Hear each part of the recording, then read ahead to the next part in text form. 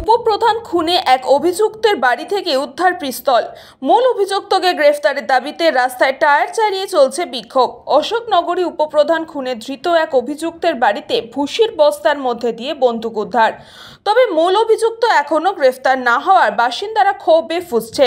শুক্রবার সকালেই দেখা গেল এলাকার বাসিন্দারা একদিকে দোকানপাট বন্ধ রেখে বন্ধ পালন করছে, অন্যদিকে রাস্তায় টায়ার চালিয়ে বিক্ষোভ অবরোধ করছে। ঘটনাস্থলে পৌঁছে অশোকনগর থানার পুলিশ।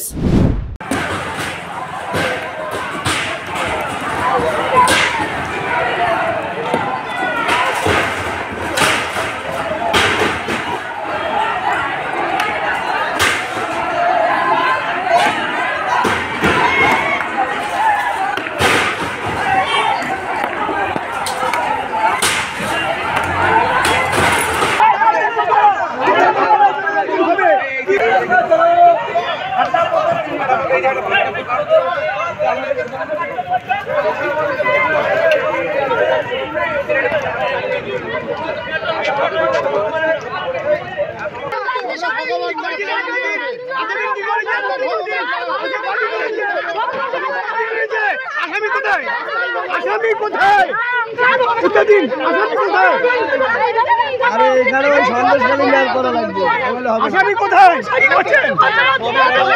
কিছু করছেন না আপনারা?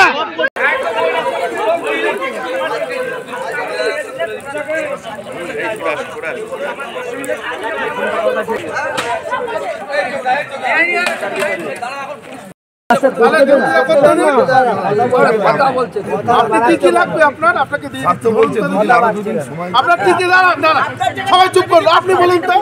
আরে দাঁড়ান দাঁড়ান দাঁড়ান আপনি পোশাক লাগবে পোশাক দেবো। আরে ঘটনা ছিল না, দেখুন আমি দিদি ভাই আমি কথা বলি, আমি স্বাভাবিক স্বাভাবিক শোনেন আপনার কথাটা স্বাভাবিক। আপনার উত্তেজনা তো স্বাভাবিক আছে।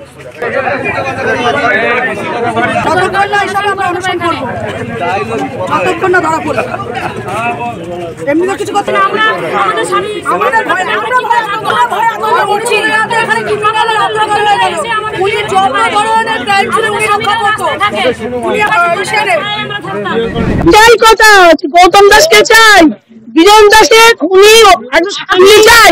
আসামি আমাদের 24 ঘন্টা টাইম গেছে, 48 ঘন্টা, এখন 6 দিন হয়ে গেল, এখনো মতো কোনো তার উপযুক্ত সাজা নেই, কোনো খুনি তার ধরা পড়েনি। আমাদের মাথা ঠিক থাকছে না।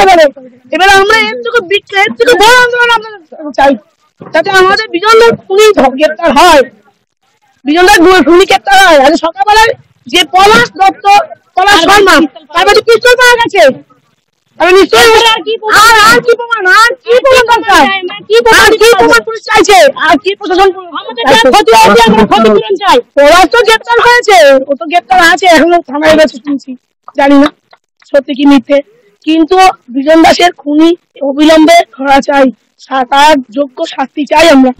এখনো মূল অভিযুক্ত অধরা। আমাদের 100% বিশ্বাস হবে পুলিশ প্রশাসনের উপরে, কারণ আমরা পুলিশ প্রশাসনের ঊর্ধ্বে কেউ নয়। আমরা প্রশাসনকে সাথে নিয়ে শান্তি মিছিল, মৌন মিছিল বা শোকসভা, বিভিন্ন শোকসভা বিজন দাসের স্মৃতির উদ্দেশ্যে করছি। উনি ছিলেন এই এলাকার একজন খুঁটি, প্রত্যেকের ঘরে প্রতিটা মানুষের বিপদের আগে গিয়ে উনি হাত যে কার কি সমস্যা হয়েছে, ওই যে হাত তুলে বলতো যে আমি দেখছি করে দিচ্ছি, তাতেই কমপ্লিট। এবং আজকে কিন্তু আমরা ওনার জন্য এই অশোকনগরে যারা নেতারা আছে তাদেরকে চিনি, আজকে যারা আমাদের বিধায়ক আছে তাকে চিনি, আজকে যে আমাদের এমপি আছে তাকে চিনি, আজকে সেই মানুষটাই আমাদের মধ্যে নেই যায়। মূল অভিযুক্তকে এখনো পর্যন্ত পুলিশ ধরতে পারেনি।